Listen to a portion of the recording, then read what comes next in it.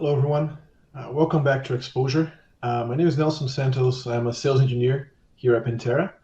I've been working with security for quite a few years now. It started with blue teaming, cert teams, and that kind of stuff. Then moved to pen testing at various companies, CPW, Rapid7, then kind of blue teaming again. Then kind of went to the dark side, moved to sales, and eventually landed here in the coolest company in the world. Um, so today we're going to talk about Pentera, the Pentera and Exabeam partnership. So it's going to be kind of like the session we just had with Antai and Hitesh, except that with less important people. But joining me today is Eric Randall. He's a senior security engineer at Exabeam. Eric, can you tell us a little bit about yourself? Yeah, glad to be here, Nelson. Thank you. I've been with Exabeam just about 2.5 years, and prior to that, I built and ran a SOC for global Fortune 1000 company. Everything from incident response to forensics, the whole gamut, really there. And then prior to that, ran advanced intrusion investigations for several years, doing reversing and forensic work as well. So been in the SOC space for quite some time, and even did a little bit of pen testing before that. So happy to talk to you today and just talk about our two companies and how they fit really well together. Yeah. So I mean, this is really cool. When I first got introduced to the partnership between Pentera and Exabeam, I was really excited. I worked in kind of the same landscape before, or at least a same company before, and I always thought this type of technology detection, everything is the backbone of the security program, right? So our whole spiel nowadays is that you have to assume breach, you have to assume that you're going to get compromised at some point, and the SIM is there, and it can detect all those things. It can bring all those security products together, or at least know that they're working well together. So, how do you see? Can you give us a little background on Exabeam? What the product does, the company, and of course how you see it positioned on the security stack.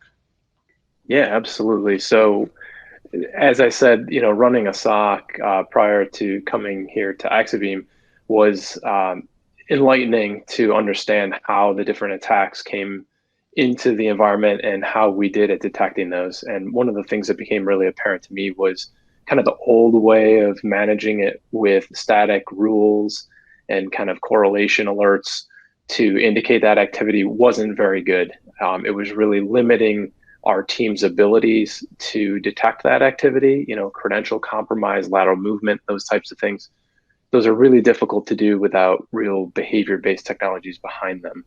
I was limited by the ingenuity and creativity of the analysts that I had on staff to create those alerts. And even then, the tools still fell short being able to detect that.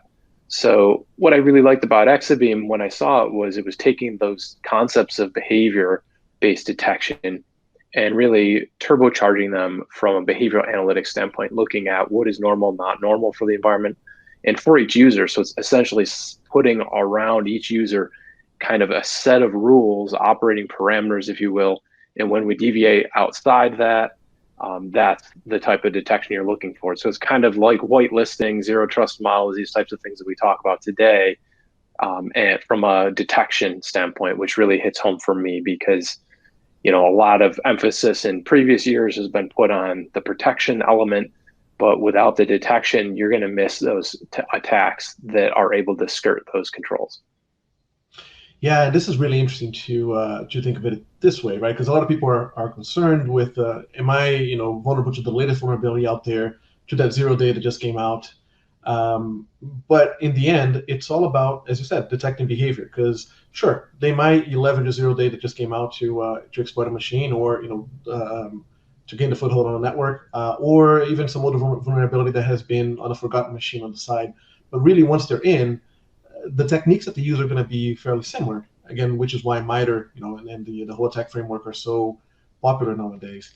And having a tool like Exabeam to be able to detect those things, detect those movements and those anomalous behavior is, I think you're right, invaluable. And really, this is where I think, once you put the tool in place, you got to make sure that it's working. Unless you're going to advertise and ask attackers to try to hack you, so you can see if everything's working. I think the next best thing is to use a tool like Pentera to emulate those attacks. Do you, from what you worked together with us up to this time, up to now, what do you think about this partnership and actually having Pentera as part of your the validation that the SIM is working as expected, or sorry, Exabeam is working as expected? Yeah, when I first heard about our partnership, definitely wanted to get engaged because of the experience that I had, both running a SOC, but even before that, when I used to do some pen testing and audit work, and I knew that it was really important to test those capabilities of the SOC, right? You don't know that you really have the capabilities that you think you do until you test it. And so a lot of times what I found was the biggest risks to an organization that you have are the ones you don't know about. Because the ones that you do know about, you're doing something about it. Hopefully you're reducing that risk already. That's on your radar. It's the ones that aren't on the radar that are the ones that you really are going to bite you.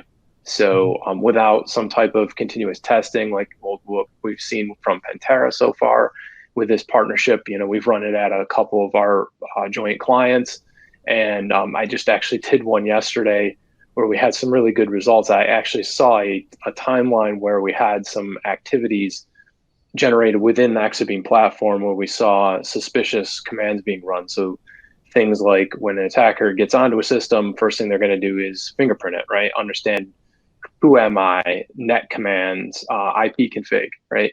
These types of things. And I started trying to write rules for those, a few years ago back when I was running the SOC. It was difficult, right? Because those types of commands are common in larger environments and you're going to have those running all the time. We can't write so many alerts that they're going to become desensitized for our, analysts that are trying to manage those alerts. But we still need a way to detect those. And so using the behavior-based detection along with Pentera highlighting those, I think is a great way to also illustrate from a training perspective, your SOC, these are the types of things you're looking for, right? And when you see them in succession, that's indicative of a potential attacker on the host, and managing it based on risk allows you to then kind of put those things in perspective. And the way Exabeam does it with a timeline, it shows how those activities, line up with a storyline of here's what the attacker's doing, here's what they're going, where they're going next, right? From a lateral movement perspective. Yeah, so you touch a very good point, right? Lateral movement, escalation of privileges, all these things are, no matter how new the vulnerability is, these techniques are old. Like they're many years old. But the attacker is going to have to do that. They're still going to have to rely on those specific general level, high level techniques to be able to move on the environment. Because hardly ever they're going to be able to gain that foothold exactly on the server that they care about. But even if they do, Exabeam is, I guess, capable of seeing that even inside the machines. And you mentioned, using those commands that are common commands on the network. This is really important to us as well at Pentera. That's why, one of the big categories that we have for the tests are the living off the land type attacks and everything. So try to keep up right with those different things. In your experience, what have you been seeing more with your clients? Are they more worried about? I mean, do you start seeing them worrying more about the internal part, or I shouldn't say that, but the more holistic approach to security, or are they still kind of hung, to the idea that the perimeter is really what matters? So it's a mixture, but I still see a lot of organizations struggling with some of the basics. I think that from a traditional SIM standpoint, as you kind of touched on earlier, has been difficult over the years. I feel like it was meant to be, we bring in all the logs and magically we're going to have these detections that make sense. And certainly that's not the case, right? Anybody that's worked in the SIM space knows that there's a lot of work, elbow grease that goes into building that, and not just building it the first time, but maintaining it.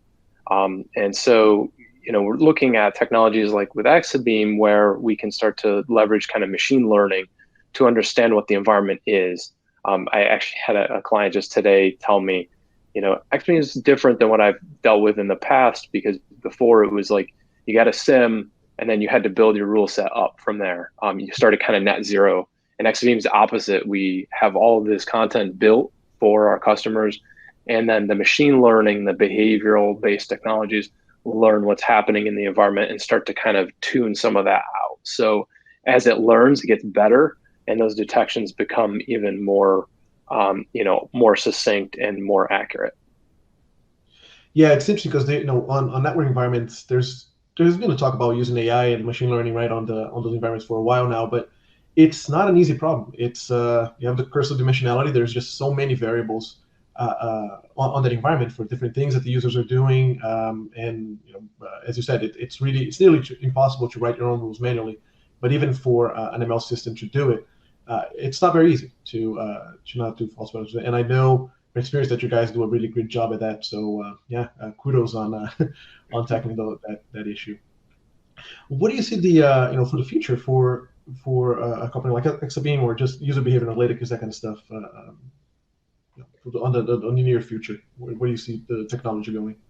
Yeah, well, there's a big emphasis on a lot of SaaS technologies. Most organizations are looking at more and more cloud adoption, especially I think, in light of this recent pandemic, that just becoming more and more a trend, right? So as we see that, we're going to start to see issues around trust and how those are leveraged between the different platforms that are out there, the major players in the space, your AWS and GCP and Azure. But, looking at how that trust plays, and a lot of the larger organizations have a presence in most of those platforms already. So I think, adding on to that and understanding how we manage that trust relationship between different applications that are out there, bringing in those, again, log data is just so important. Near and dear to my heart because I've been in SOC for so long and running so many investigations that, without the log data, you have zero visibility into what's going on. And so, a more standardized approach, I think, to logging is really needed, and we have a really good opportunity in front of us to bring in a standardized kind of set of logs from these different cloud platforms. And so that's something that Exabeam is working on. We actually acquired a company that we used to OEM called Sky Formations. They make a cloud connectors, which allows two-way API calls to pull in log data from most of the SaaS applications, the most popular ones that are out there. And we're continuing to expand that portfolio. So using those API calls to bring in that log data that then we can kind of normalize and then create behavior baseline for. But really, getting back to that trust issue, right? Understanding credentials, how they're used, what the individuals are doing with those credentials. And not just users, but we're talking service accounts and things like that too. So in the cloud, there's unique challenges with how DevOps works and spinning temporary resources up and down. But what we can do is we can treat those differently. One of the things that Exabeam has done is we treat service accounts differently than user accounts because they're doing different types of activities in the environment. Often they're connecting to thousands of systems, running patches, running vulnerability scans, things like that. Users don't typically do that. But conversely, a service account isn't doing things that user accounts do either, right? They're not logging into O365, checking email, browsing the web. So, we can treat those differently, just like we can treat some of those DevOps types of operations in cloud platforms a little bit differently. And we can still model that behavior and start to put a behavioral profile around that and understand what is normal and not normal for those to be doing. Gotcha. Yeah, normalizing data has always been a pain, and it's a very interesting point because now that everyone's moving to the cloud, you kind of get that normalization for free. Although as the environments become more homogeneous, right, you also have the problem of one attack now can break them all. But this is really interesting, and we're seeing a lot of that too. Hence Pentera is actually adding more and more features for cloud, aside from the external Pentera that's coming. But even on the Pentera core, we're seeing a lot of clients now that have hybrid environments, especially on Azure. So started adding features for that, so we can attack those APIs directly or leverage those APIs for our attacks as well. But are you seeing, because there's a lot of talk about zero trust models, and as you said, moving things to the cloud, but we're still seeing there's a lot of pain and there's a lot of use cases for Pentera, and I imagine for Exabeam as well, on those hybrid environments, or at the very least on those transition environments, right? When because most companies cannot realistically have all of their operations on the cloud if they're big enough. So we're seeing a lot of that. Do you see that as an opportunity, as something that's I mean, not prevent for the attackers. that mix of the hybrid environments and something that needs to be protected, especially, or do you think it's just kind of a same of the old? So I do think that that is a pretty big, you're talking about risk surface here, right? As you expand into new platforms and you go in hybrid, now you have two environments that you have to worry about, right? And I'm kind of putting on my old, SOC management hat here, where I'm responsible for the security for the environment, and you have to look at that in that lens, right? So I now have to secure both what I'm doing in the cloud, which is new, and look at how I securely architect that and build kind of security in by design, but also still have all this legacy, kind of baggage that we need to worry about as well. And not only that, but you're connecting that. It's kind of like what we see also in like the ICS space, right, where you're connecting systems that weren't necessarily built for this type of use case to now cloud platforms that are operating in a different way, and that's opening potential vectors for attack, or lateral movement privilege escalation or privilege abuse, right? One of the things that we were really keen on in my last SOC was we wanted to lock down MFA everything, right? Make sure everything has MFA, but there's always there's sometimes backdoors that you need to worry about in terms of how service accounts are operating and connecting to those different platforms and running sync commands, directory syncs and things like this, that you need to also pay attention to. If left unchecked, right, that's a golden opportunity for the attackers to leverage. And so build those controls. If you can't put more stringent controls around them, at least put really good monitoring around it, right? Mm-hmm. So again, kind of that security architecture, it becomes really important. Yeah, service accounts are really interesting because they are, or for one thing, an attacker can just sit on the network and wait for those service accounts to fly by, or something that they can actually, get those credentials or abuse them in some way. And then once they get that, they're interesting because, as you said, they don't behave like regular users, and they're usually, of course, more privileged, and they have other advantages. They usually don't require password changes and a lot of other things. So it's really interesting that you mentioned that Exabeam can actually differentiate between them. Because they are interesting. Pentera, when we have it running for a long time, one of my favorites, at least when I'm doing POCs and that kind of stuff, is have a vulnerability scanner try to scan Pentera, because then it tries to authenticate against Pentera with a service account that I can then use. Pentera then uses to attack the rest of the environment, which again, something that an attacker would certainly do since they have unlimited time in the network normally.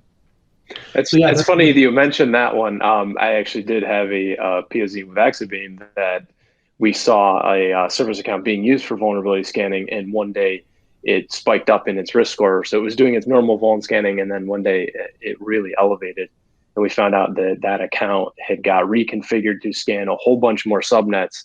So it was just interesting to see that change in behavior from that account. And I said, to the customer we're working with at the time, I said, this is the type of activity that would have been really hard to detect if you didn't have, that behavior-based, approach here.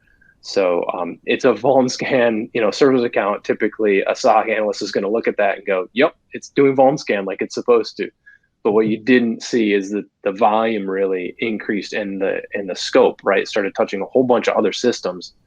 So from that lens, if, to your point, if it was a compromised service account, you would want to know about that, change in behavior, and you definitely want to look into that, which I definitely, told them to take a look at it, and they ran it to ground, right? They found out that it was a legitimate change, but, the SOC wasn't aware of that beforehand. Yeah, and I've seen security teams do when, especially when they're separated from the IT team, they have some credential, some privileged account that they don't want to wait for another one from the IT team. So they actually reuse that for something else and things like that. So you're right. Even if it's not an attacker, it's amazing to have to know that, which is very valuable to do it. Another problem that I'm seeing nowadays, or at least I think it's present, I want to see your opinion. I want to get your opinion on, is with AWS, Azure, GCP. For one thing, they're very different from configuration standpoint and everything from what we had for the past 20 years, right? So we've gotten really good at configuring Windows environments, Linux environments, and now the cloud comes upends everything, because now you have to relearn all of these different technologies and everything. Plus, with the DevOps revolution and everything, I think it adds a lot of complexity to the environment. It makes it simpler to deploy it at scale, but it adds a lot of new variables there. And again, something like a behavior analytics tool is invaluable there, because it's hard now for you to know what an account should be doing, what a user should be doing, because DevOps is a good example, right? They have so much power on the environment, and these automated scripts have so many things that they can do nowadays uh, that 10 years ago didn't exist. 10 years ago, if I need a new server, someone will go there, install it manually, take a day, and then put it up. Now I can have a whole data center stood up in a few hours. So yeah. So again, I guess I don't have a point there, but it's just an observation that I had. Do you see this DevOps thing as something that is inherently dangerous, or Yeah, yeah, I think that, to your point, that, behavior baseline really helps with a lot of that. But by the same token, the other thought I have on that is just know your environment, right? So the best intelligence that we can give to the SOC is what they need to best defend the environment. And the faster they can come to those answers. So like in the example I just gave, right, where that server's account that was doing vuln scanning activity, the behavior changed. They need to understand why, right? So while a lot of security investigations and people that haven't necessarily spent time in a SOC might think that it's all glamorous and everything, a lot of those investigations that you run to ground turn to be those types of changes, right? Something that was, like you said, an account getting reused, or some kind of benign type of activity that just, hey, they didn't think about either the risk that could come around from doing something like that, or they just didn't let the security team know. So there's kind of a communication gap there. But being able to run those to ground faster and get to those answers rather than spinning your wheels for days. Oftentimes, I would see investigations in the SOC that would take days, maybe even weeks, to try to figure something out, just to come to find out that's what happened, right? But in very large organizations, you might take a very long time to find the individual who can give you the answer as to what really happened there. And you'd come to find out something like that. It's more of a benign thing, but if we can understand that quicker and scope it faster, hopefully we can kind of move on and do the next one. Yep. And yeah, it's interesting because testing those systems, without something like Pentera, for example, it is really hard, because you establish the baseline, with something like Exabeam, establish the baseline, and it defines this is normal behavior. But as much as we hear about, yes, security attacks or cyber attacks are very prevalent, but if you think on an individual company level, they're somewhat rare events. So they don't happen every time. So it's really hard for you to test how are my rules actually working as expected. And again, I think that's what I like about the partnership, is that you have these two things that have vantage points. One from the defender side, because you guys can see all of the traffic that's going on the network, regardless of how if the stack is configured correctly or not. You can see everything, or you should be able to see everything. And then Pentera on the other side is attacking things, even if you don't know about them. You mentioned at the beginning of our talk how the most dangerous thing is what you don't know, right? The dangers that you don't know about. And this is where I think Pentera really has an advantage, a leg up on breach and attack simulation type tools, for example. It's because we don't assume anything. You don't require agents installed or anything like that. We just attack the network. Give us IP addresses, and we're going to try to own it. And I think this is really valuable, again, to make sure. Of course, we know that Exabeam, from a technical point, works perfectly. It works as it should. The problem is always the user, right? Have they given you all of the points that you need, all the data points that you need to actually create that baseline? And this is where I think having a tool like Pentera can actually help you make sure of that. Yep. I think we're in the last 5 minutes of our conversation. Should we? So for to kind of start wrapping things up, we talked a little bit about the NOC. We talked about the cloud, how it's a new challenge. So let's talk a little bit about something that's on the news, which always on the news, I guess, which is ransomware. Right? It's a big one. Everyone is always talking about it, not because it's a new problem, but because it's just so easy to deploy. And again, something else that I think behavior would be extremely helpful here to detect. Because again, EDR and everything, you depend on that being present on the machine, and you have analysts to analyze the logs and everything. But with a solution like Exabeam, I would think that it will be a lot easier for you to at least detect, and perhaps if you have the right controls in place, mitigate these kind of things. What do you think about ransomware and where Exabeam fits there? Yeah, so we've seen these types of attacks in environments, and I think we actually have a use case kind of around the ransomware threat, and you start to see certain behavioral baselines that really spike up here. In fact, I've run a number of these types of cases in the past as well, dealing with ransomware types of infections, or at least the beginning phases of those, and one thing that you see is oftentimes they're doing enumeration. They're trying to find other file shares to reach out to, encrypt the data on those file shares. So that can, spike behavioral types of anomalies that we see within the Exabeam platform, as well as then, connecting to those and then trying to encrypt files. So if you're bringing in, to your point earlier, depending on which logs you're bringing in, you're going to see varying kind of perspectives on that. And so as those files start to get encrypted, they, you might see file reads and file writes to those shares as well. And so we start to see a whole bunch of those in a row, right? Normally that user doesn't connect to that file share, and now here they are touching thousands of files on that share. That's certainly interesting activity, and maybe you can catch it sooner before it starts to really do serious damage in across the whole organization and shut things down completely. Yeah, and we're seeing things the same way, and I really want to see. I'm really excited to see what the next version of Pentera is going to have the specific ransomware targeted testing, and yeah, I really want to see how it works together with Exabeam, so we can see those detections in action. And as you said, there are other ways to connect the tools where you can have Pentera actually sending its log to Exabeam, so you can actually see that you can say, well, this machine is being attacked, but I'm not getting logs for that machine. So again, it's good to see the security gaps between the what you should be seeing on the tool, the logs you should be seeing, or baseline, I should say, and what Yep. you're actually seeing there. But anyway, I just wanted to thank you for taking the time to talk to us today. And as I said, I'm actually fairly involved with the Exabeam partnership. I'm on the weekly calls, and I think this is really exciting. Having the two tools work together, or they complement each other very well. So I've touted Exabeam to some of our prospects, and it's something really that I'm really excited about it. Yeah, same here. We've had tremendous results so far in the engagements that we've had with Pentera, running at the joint clients that we have so far, and looking forward to growing that as well.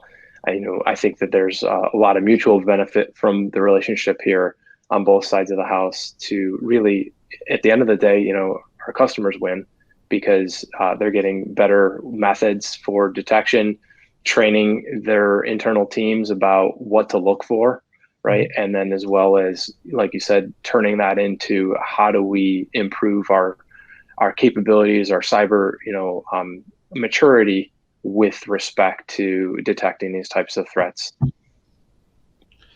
Awesome. So thanks again for taking the time, and yeah, we can do this again in the future. Absolutely. Thank you, Nelson. Thanks for having me.